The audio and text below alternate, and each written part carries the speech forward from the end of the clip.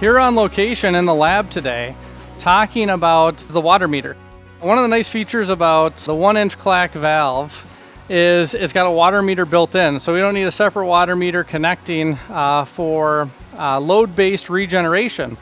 One of the things that is potentially a replacement part if it gets damaged or if it gets plugged up is the water meter. So the connection's right here.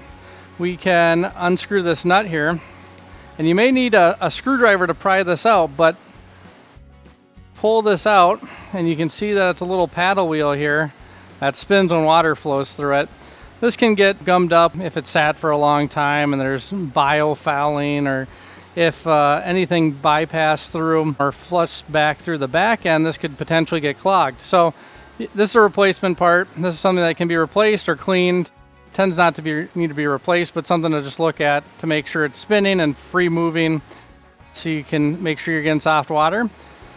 And to complete the process, you would just push this back in. It goes in nice and smooth, and then just put the nut on to make sure we seal it in tight so there's no water leaking.